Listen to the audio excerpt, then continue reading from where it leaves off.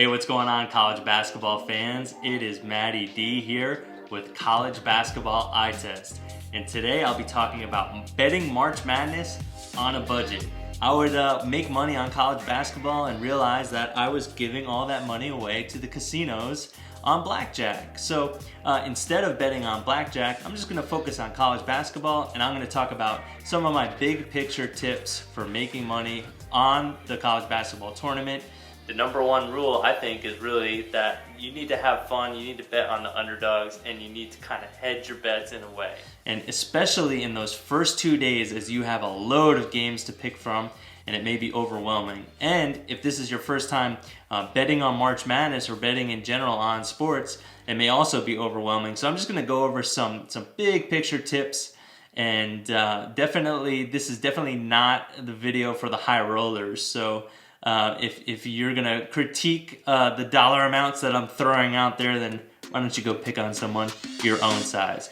So let's take a look at the blackjack analogy here. So as you look at the bracket, you really want to identify, of course it's going to be subjective, but you really want to identify the games that you absolutely love. And to use the blackjack analogy, if you sit at a table long enough, you realize that you really only make money in the big picture on taking advantage of the cards in the hands that you're doubling down on.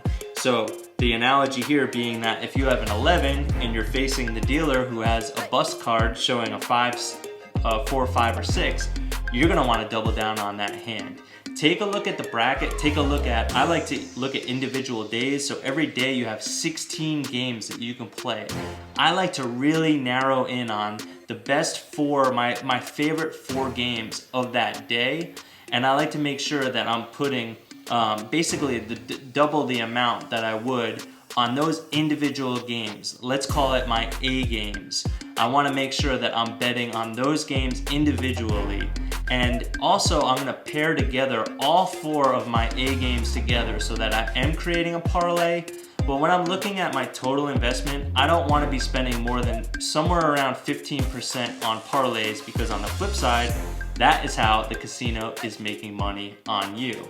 So just to use an example, I might bet on an average individual game, I might bet $22 per game. If I bet $22 on every single game, and there are obviously 32 games here in the first 2 days, then that would mean that I would spend $704 total. I would consider, especially because this is actually a vacation for me. I treat March Madness every year as a vacation, so spending $350 a day on my vacation and knowing that I'm gonna get some of that money back, that's not all gonna be wasted money. And if you're at a physical casino, you're drinking for free, and the experience really can't be replicated. So let's talk about ways to actually hedge that bet. So if I have an A team that I'm doing a parlay on, where I'm picking the 4 teams that I really love, so teams 1, 2, 3, and 4, and I'm making a parlay on all of those teams, that's going to pay 10 to 1 on a 4-team parlay. So if I just do a $10 A-team parlay in order to win or profit $100, then obviously I've added that $10 to my principal of $704. So now suddenly I'm invested $714. Now this is where, on the flip side of that, if you are concerned that you're going to lose every one of your bets, you can do the inverse of that, and you can actually bet that you're going to be historically bad, and maybe you bet an 8-team parlay where you're basically taking the 8 games that you are the least confident in and betting against yourself and just parlaying those. So again, just in case you have a historically brutal string of bad luck, you're actually hedging your bets with a parlay. But let's go back to the blackjack analogy here for a minute. So when I'm looking at the bracket and I'm seeing 2 teams on the 8-9 line, 2 8 and 9 seeds that I absolutely love, a big mistake that I've made in the past is that I will love these teams so much, my enthusiasm would basically find a way to bet on that game in an 8-9 matchup, where if I actually just, let's say it's $10 or $20 that I was going to spend on that individual game, if I just chill out for a day, enjoy that game, maybe I'm betting the over just for $5 or $10, just to have some skin in the game in that game. But either way, the bottom line is that if I just chill out and kind of take that $10 or $20 or whatever I was going to throw at that game, and I just roll it into the next game where they're going to play that 1 seed, and I'm betting on 8 or 9 seed to cover against the 1 seed, I think that's a much better way to play that. And so to use the blackjack analogy, if I'm seeing, basically just a toss-up here, if I have an 18 and I'm going against a 9, or if I have a 17 and I'm going up against a 10, I gotta pass, and hopefully I'll take that money, even if it's a push. Maybe essentially I'll be reserving that money for the next round.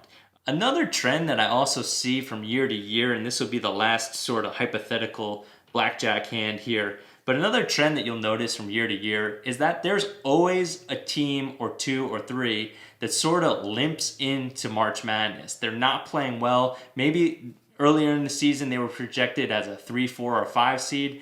Now suddenly, they're lost a few games, or they have an injury, or they're limping into the tournament as a 6, 7, or 8 seed. And it seems that those sort of teams always play each other. It seems that the committee is really, really savvy at knowing how to sort of put together the theater of the NCAA tournament. So you'll find that 6 team will be playing that 6 seed will be playing the 11 seed, and that both of those teams are kind of limping into it or on the downward trend. In a blackjack analogy, this might be the 5 against a 15 against a 4. So the dealer is showing a low hand. They're showing a low hand, but they're showing a bust card potentially. And I have a 15, so really neither of us really have a good hand. So that's just going to be a pass altogether. And again, I can focus on the individual, the games that I really love, or my A teams here. So I'm going to be able to double down on that if I just kind of take my investment. Another thing I would strongly encourage you to do, and this also kind of falls into the spirit of not blowing your budget in the first 2 days, is to play the futures market. What I like to do is I like to pick a couple of teams to win the NCAA tournament, the title altogether. If it's odds that are 10-1 or more to win the NCAA championship, I like to pick 3 or 4 at least of those teams. And also, if it's a team that has roughly a 6-1 or a 7-1 or even greater underdog odds to win the region, I like to cherry pick a few of those teams.